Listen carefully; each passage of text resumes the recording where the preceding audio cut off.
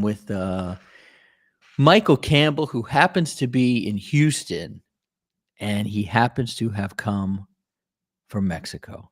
Michael and I were able to bond over Mexico because if you listen to our show here, you know very well that while my feet are in the ground here in Washington D.C., my heart is in Mexico and more or less in the mountains of Mexico in San Miguel de Allende. So, Michael, thank you for joining us on the show, and give our audience, please, a little bit of background on you and your connection to Mexico, please.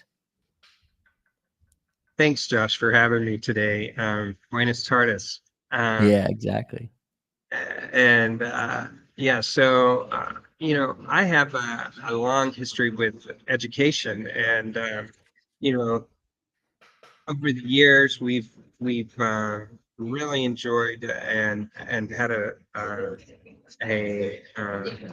working with international schools, working with international partners, and it just seemed natural to move our business into Latin America.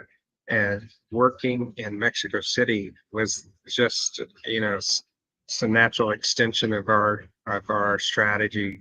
We've been working in Dubai for a long time, working in Europe and London in that area, working with partners in those areas, and working in Mexico City just seemed to be a natural fit for us. And obviously it has been, where we have a new school there, Dual Bridges Academy, which is such a unique value proposition, dual dual languages, dual diploma. And we have 100 students already being enrolled into that program. Very unique program on that.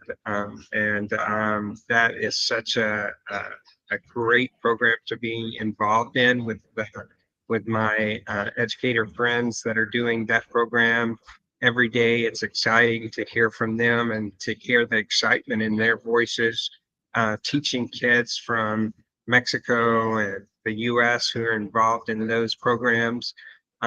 So that's great fun to be involved in that.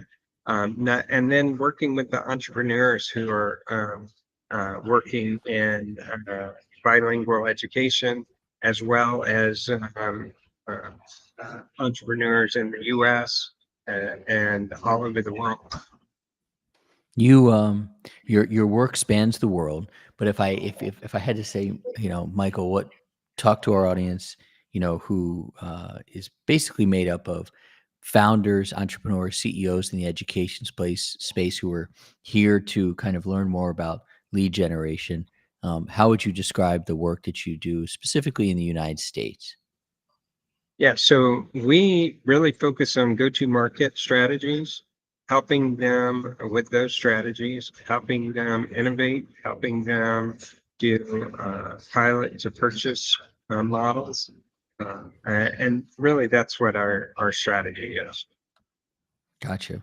And you're not new to this space, right? No, This isn't I would your say first not. time. Yeah. So, So so we've been tell us doing this about for your a very history. long time.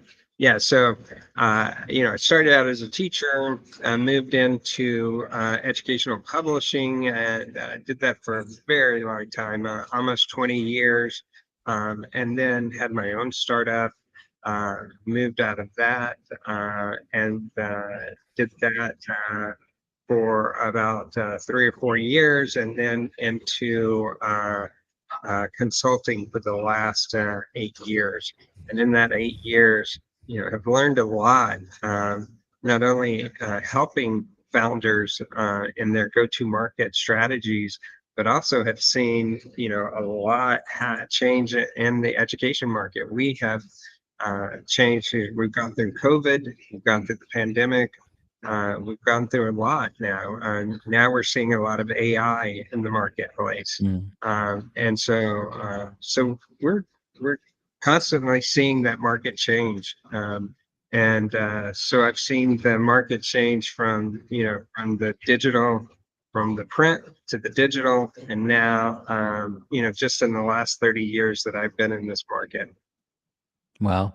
So I always encourage everybody, if you want to hop into the chat, let us know who you are, where you are, give us your LinkedIn URL. And then we have an Ellen Cleary here who is suggesting that you might be seasoned in the space. Obviously, you know Ellen very well. Oh, Tell everybody who Ellen is, because you were talking about the we. So let's tell everybody who the we she, is. yeah, she might be a plant there. She's my business partner. She is a plant. She's a great plant, Yes, and I love yeah, when our plants come in and you expect them to, "Hey, give me a softball or something," and of course, the yeah. first thing they So do is take a dig at you. So there you go. yes, exactly. Um, So One of the things yeah, that we bonded over, um, other than sunshine in San Diego, because it was like the sunshine of Mexico, was really talking about our shared clients, and in the sense of what are the qualities that our clients have that they share. And I think we agree that our clients seem to be all really hard workers, and that's always helpful. But hard work is not necessarily doesn't always translate. Doesn't always translate to the leads and to the traction. And what was really wonderful about our conversation, among many other things, is that you gave some really great takeaways. And one of the conversations we had was around this idea of hiring teachers. And I have uh, cannot count the amount of companies that I have worked with who said, I went out and hired a teacher, and I just thought they'd be able to sell, and they really weren't able. So, but I happen to be talking to a former teacher, and you. So, can you talk about this idea of hiring teachers? Good, bad, why not? well, one of my previous employers, Follett Corporation, great company. When I first started working there, one of my mentors, Ed Kissman, he when he came into Follett, they had hired teachers, and they had been effective, but Mm, they had they had known that these teachers had a lot of classroom credibility. Um, but when you sell to schools, it requires a lot more than just that credibility. I think you need to, hire for business fluency. You need to think about these people need to think about market segmentation. Uh, you need to think about your messaging. And you need to think about who are your decision makers. It's not always just about knowing who the director of curriculum is, or knowing about English ELA, or knowing mm, about the mathematics department. So you really need to know about the strategy behind those decision making policies there. You need to think about the budgets. You need to think about the long-term issues. One of the key things that my friend Ed Kisman taught me about was that if you're a superintendent, you're thinking not only 6 months from now, you're thinking about those kindergartners coming in now and how they're going to graduate 12 years from now.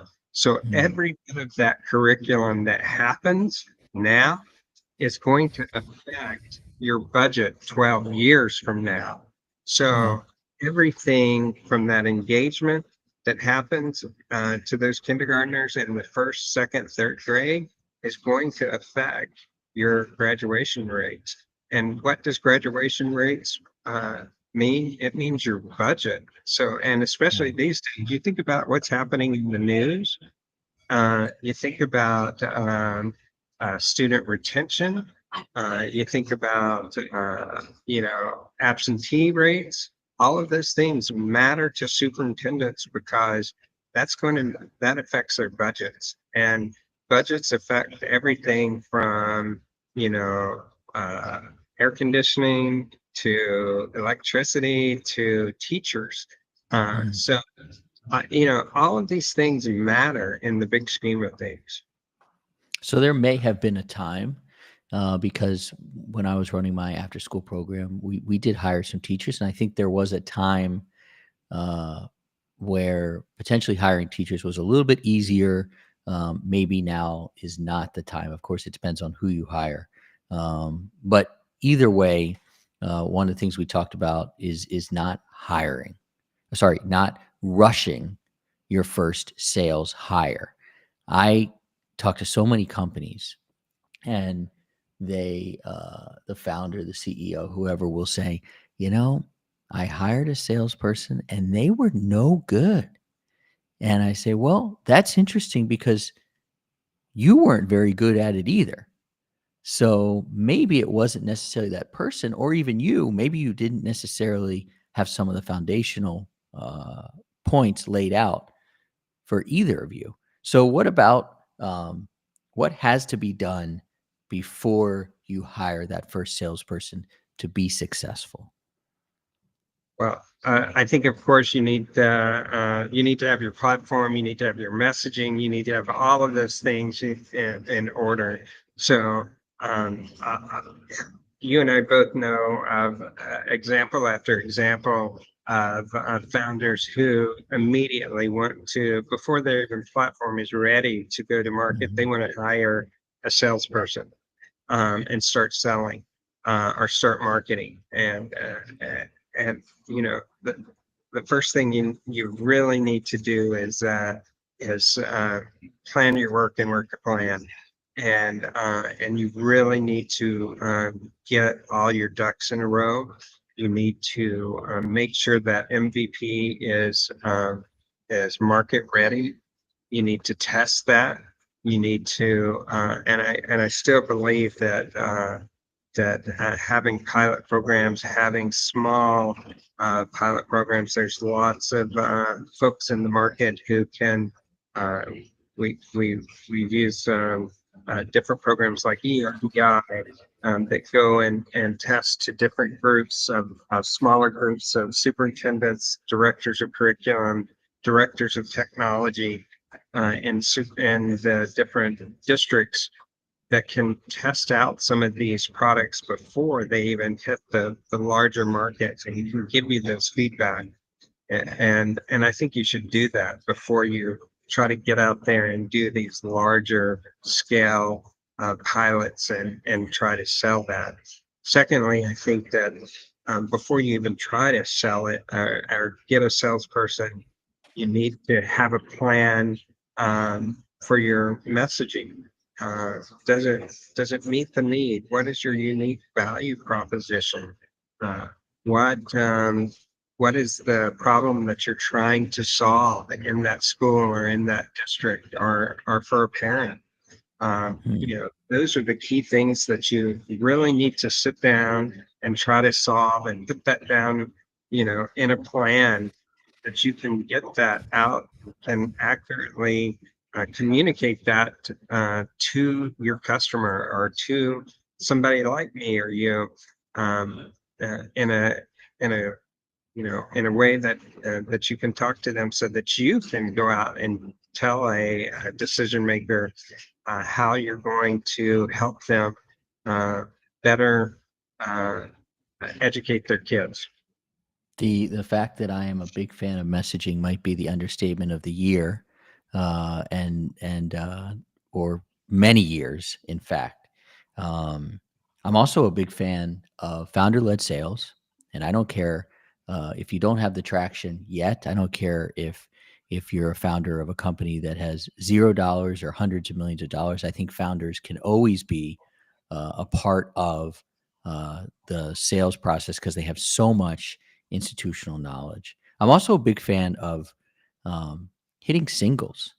My second business, Flex Academies, there was no RFP for the enrichment space in after school. So you really had to go school by school, which, yes, uh, that's not as efficient as an RFP. But by the way, RFPs are really tough to win. So They just are. getting, being the Ichiro Suzuki and just slapping singles, and then you get a double, then you get a triple. That's a nice way to go as well. Now, another triple bordering on a home run are university partnerships. And when Definitely. we hear university partnership, that doesn't mean you have to be working with Dr. Michael Golden and John Gamba at the University of Pennsylvania's Graduate School of Education. You can be working with smaller institutions, even community colleges are great, to create a university partnership. And we think of those as sales rocket fuel. So talk us through your mindset when it comes to a university partnership. So I'm happy. I happen to be here with a startup university, a private university here in Texas, and they are a good example of that.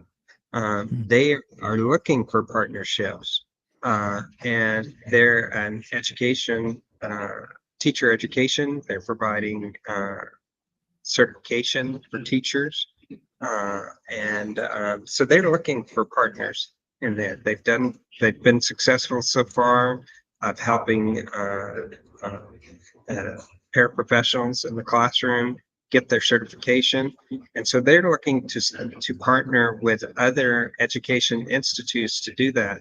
And I think that's a great way to do exactly what you're talking about. And so, but like community colleges working with, since they do a great job of certifying early learning um, paraprofessionals to work with a local entrepreneur who's doing early learning. That's mm, a great way to do that. If you've got a local 4-year state school, it's a great way to partner with them on doing some things in the School of Business or the School of Education there, to partner with them and to help them run some short pilot programs with the local school districts, and doing some different let them run the pilot program for you as opposed to you running the pilot program, and yeah. getting the data. They have graduate students who would be thrilled to help you run those pilot programs for you and get that data for you. Plus, it's a great way to get those referrals for you to say, Northern Illinois, uh, university did that pilot program for you. What a great proof statement to do that. It doesn't matter that, it's Northern Illinois uh, University who did that. It's still a good 4-year state university who did that for you. Yeah, So I think the point of this is no knock on Northern Illinois, no knock on Penn, no knock on exactly. any institution. Just, it's an opportunity for you to work and learn and get that proof. Um, uh, On the I was just going to say, CTE is such a hot area right now. A lot of community colleges are great at doing CTE. What a great way to partner with the mm, local school district who are really building out their CTE programs, to partner with the local school district to do that, and to help run some of those pilot programs so that they have a really good feeder program for those kinds of things. And so, if they're taking an automotive in high school, to continue that automotive program, I think a lot of community colleges would love to do that. And especially if you have a program that you're running at a high school program, just because you think that, well, it's a different kind of program at the community college. I don't think they care about that. They're just looking for an ability to have a feeder program. And, if you can provide them that ability to do the pilot program to help them run that program, that would be a great partnership that you can help them and help you at the same time. I like it. Um, it obviously makes a lot of sense that you're at a conference. We met most recently at ASU GSV, another conference. I'll tell you what. I used to really not like conferences not because of the conference, but because I didn't really understand my client. I had not established my own credibility, and I had no offer when I went to a conference. I was, I think, really just trying to figure that out. I'll tell you what, when we were at ASU GSV, I started keeping track, and it was very rare. And when I mean rare, only one person I met. I said, "What do you do?" And they were very clear with me of who they help, what method they use, and what result do they get for their client. So, can you talk about your view on conferences and how do our clients take their experience of that conference was a waste to now I know how to make conferences valuable for my business? Well, I have a great story. Yesterday, I was here at the Texas meeting, and they, talking to folks, and one of the superintendents asked me, "Why are you here?" And I thought, that's a really good question. Why am I here? And my answer was, I hear a lot about what's going on in Texas in the media and what I read and what I see. And what I really want to know is what's going on in your schools. Hmm. And I want to hear straight from you what's happening with your students and what's most important with you. What is hearing directly from that superintendent, what's most important for him was what I wanted. And he immediately started talking to me about what's most important to him, telling me about budgets, telling him about teacher shortages, telling me about student absenteeism, those kinds of things were what's most important to him. Yeah. Hmm. I thought that was really interesting. And that's a really good question is, why was I there? And I think a lot, whether you stand at a booth every day and you stand there, I don't think that's worth anything. People pay a I lot of money agree. for that. Yeah. Don't waste your I money. hate booths. Hate it. Yes. Don't waste your money unless you have a strategy for that 10 by 10 space. Don't waste your money. Uh, Yeah. Come with a plan. And I think you really have to ask yourself, why are you going to be there? Are you going to have an event? Do you have a list of people who are going to attend and who are you going to target? And why are you targeting those people? And most of all, don't come to sell and don't come to tell, come to listen and come to hear what they have to tell you. I think that's the number one thing because if you come to tell and you come to sell, you're not going to accomplish anything Yeah. because they're not going to tell you anything. They're there to listen. Most of them are there to hear the sessions anyway. And if they're superintendents or directors of curriculum, they're tired of getting emails. They're tired of getting phone calls. They're tired of hearing all of that kind of stuff.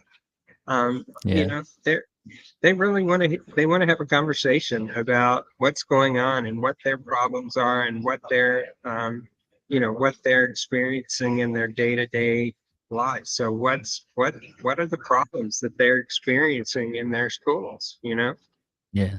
Your southern accent almost came out. All I could hear was you I've been watching House of Cards again, so I've got Frank Underwood, and his South Carolina accent in my head.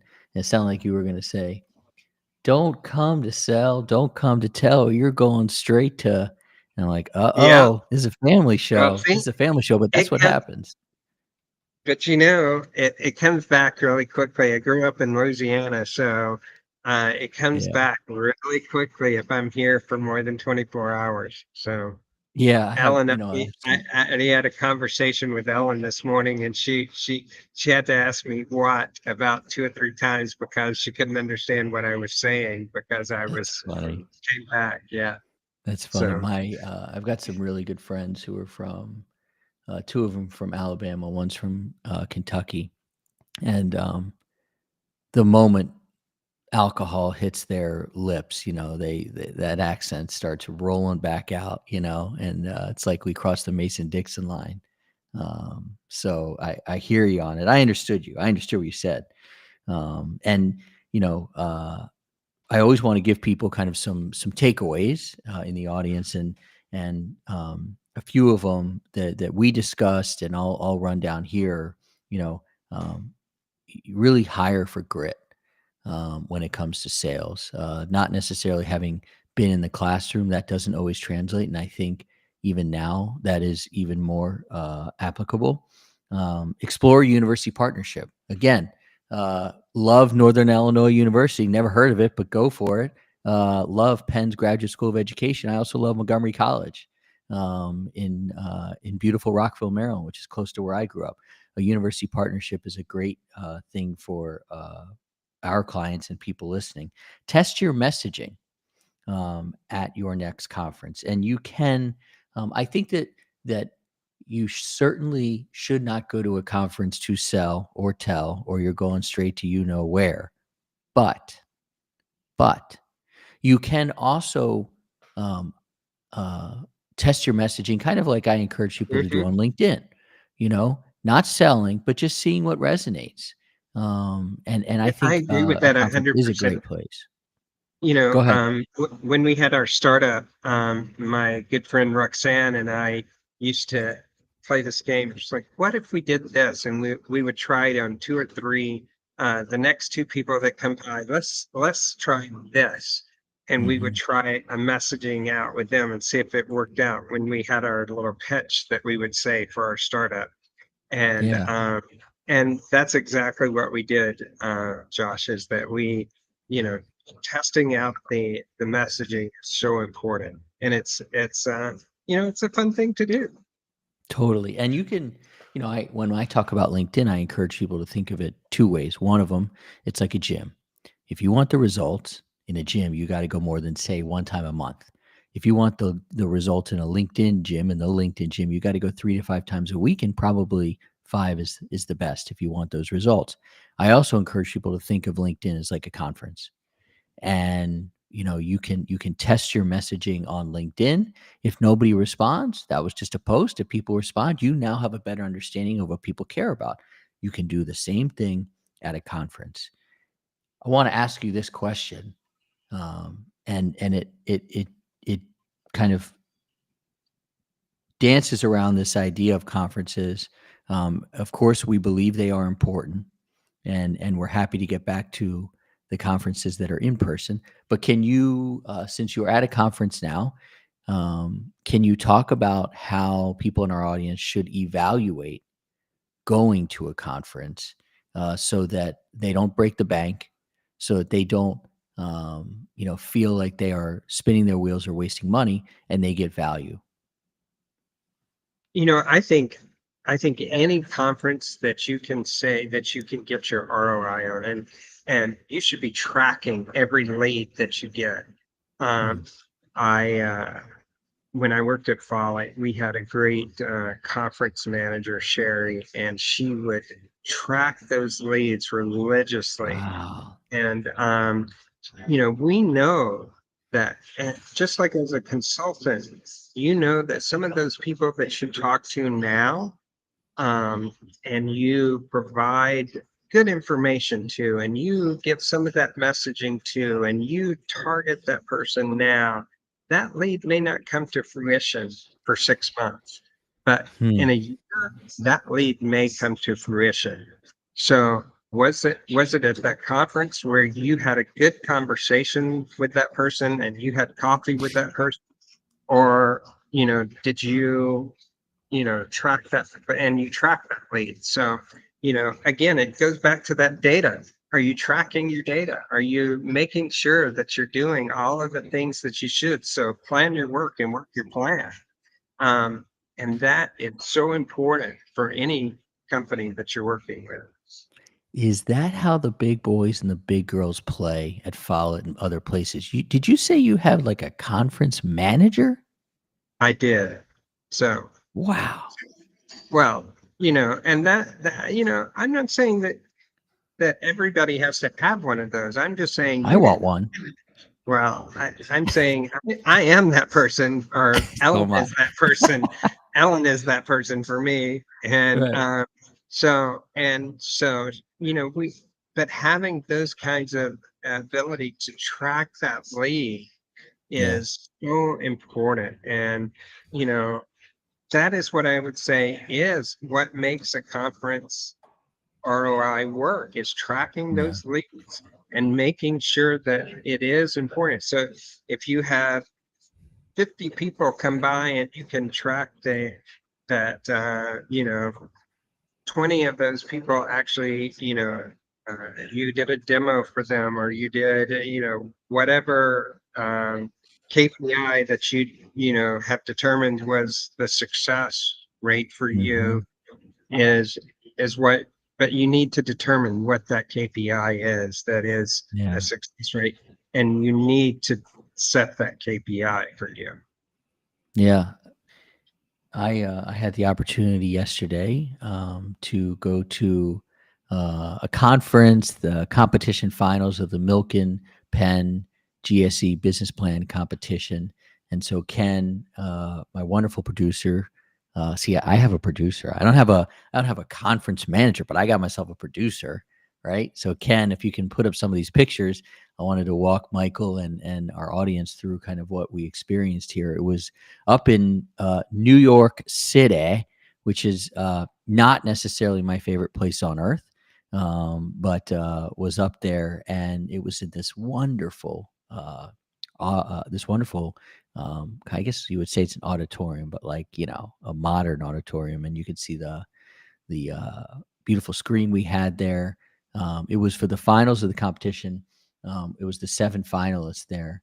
And Ken, if you move to the next picture there, this is Dr. Michael Golden, who is the dean of Penn's vice dean of Penn's Graduate School of Education, and Dr. Golden is such a phenomenal leader, and he helped also lead us as judges to decide, because we have 45 minutes to decide the finals after this pitch competition, and that's a really it's pressure packed.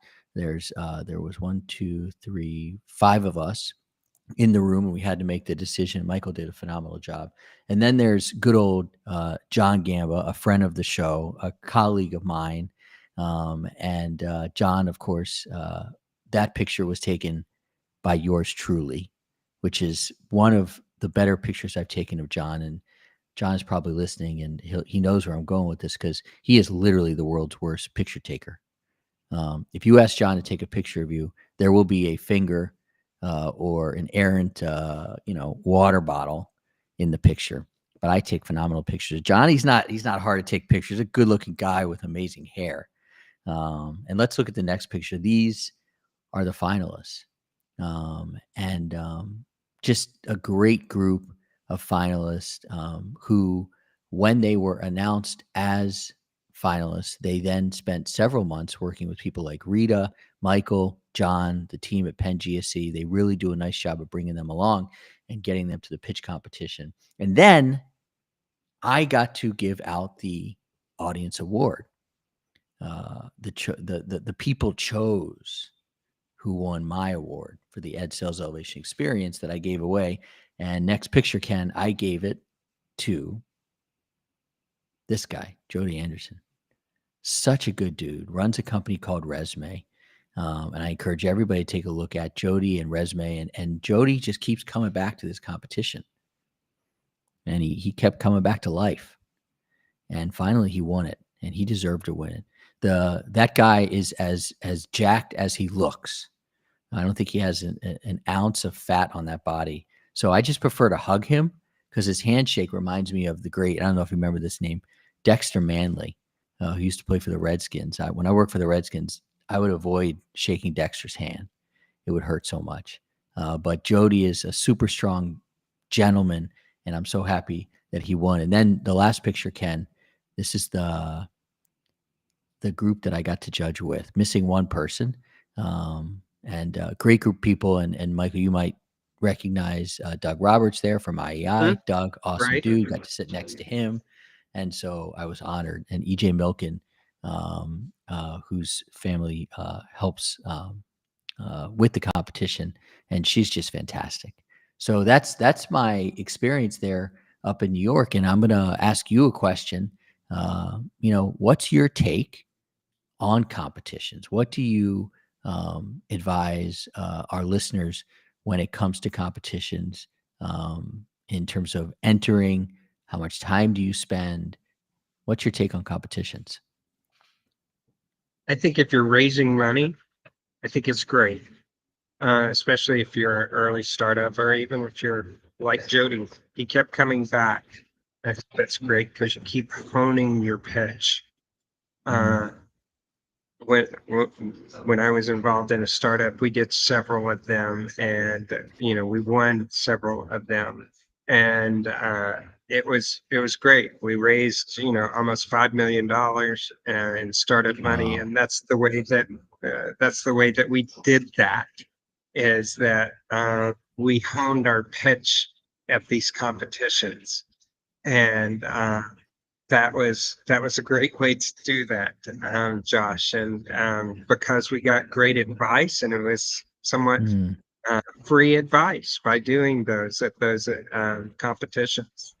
We get, any we would talk to people like you, and these people like you and Doug and people like that gave us advice, and we got great advice, and we met people, and they introduced us to people who got us adoptions and different things like that. mm, We were introduced to like Lisa Schmucky. We were introduced to, you know, George DeBakey, people that, got us further mm. into where we needed to be in the business. Yeah, But, that's really helpful. I mhm. would imagine that a lot of people on our team can think of competitions like you do conferences. You need to think about what's the time commitment, the financial commitment. You need to make Exactly. sure You that need to be if you have a strategic. KPI, yeah, you Yeah. have to be strategic, or else you can end up going to too many, and it's not worth it. Yeah. So I appreciate you joining us on the show today and taking some time out of your busy Thanks schedule again. down there in Texas. And I hope, well, I hope I get to talk to you anytime. You and I text on WhatsApp all the time. You need to But come to Mexico when I'm there. that's what I was gonna say, my friend. Yeah. When is it? So, When's the next meetup? When's the next uh, meetup? I want to yeah. go. Yeah, Sasha and I were just talking about having a meetup again next month, and we need to have another like a Friday margarita time Oh where man, so, isn't it always Friday margarita time in Mexico? Certainly is right yeah. now. That's for sure. Where are your meetups in Mexico City? Well, Condesa in that Condesa. neighborhood. Yeah, Okay, you like the good great stuff. neighborhood. Yeah. So, That's awesome. Well, so yes. I So, will. I'll be on the next plane. You know, it won't say Viva Aerobus or Valeris on the side of it, but I will happily fly from National Airport to Houston, and or yes, in some cases, it's better to trek all the way out to Dulles and fly direct into Mexico City. But direct. Yes. what's super cool about that flight is that it leaves at 5:45, and then you get to land in Mexico City. And to me, two of the greatest places to land are National when you're coming down the Potomac, or anywhere in Mexico City when you start descending, and you get to see that mammoth of a city. It is a mammoth of a city there. So, Yeah, yeah, 22 totally. million people. So, Yeah. And it works. And for yeah, somehow, now that you say 22 million, somehow that 22 million feels less than the 10 million people who were just running around honking and screaming and blasting sirens in New York City, which is where I came from last night. I feel like I got run over by a truck. yeah, I It's do. I crazy. I feel with you. I love walking in Mexico City. I took the bus to one of my appointments down towards Mm, University City this last week, and you know. For 6 pesos, that's a great deal. Well, when we're down there, I'll spend a little more than 6 pesos, and I'll get Yes, us some phenomenal tequila and probably a driver. And I'll show you what I know, and then you show me what you know. But nonetheless, yes, it's a exactly. phenomenal place. This has been a great conversation. I look forward to our next one. San Diego, the sun in San Diego ain't bad, but I prefer it in Mexico. So Exactly. the So next time I see thanks you, hopefully again. it'll be there. Yeah, thanks again. Thanks, man. Have a good one. You too. Take care. All righty, everybody. Thank you. Thank you, Michael, for joining us. Everybody appreciate kind of chiming in here. And our next show that's coming up is about guarantees, which I'm sure Michael Campbell will have some ideas on that too. We have Kareem Cooperhouse, who worked on that show with me, which is really interesting. I get the greatest of the great on this show. And so, Michael, thank you for joining. Everybody out there, have a great weekend. Take a break. Enjoy yourselves because sales season is about to heat up in K-12. Enjoy yourselves. Thank you, everybody.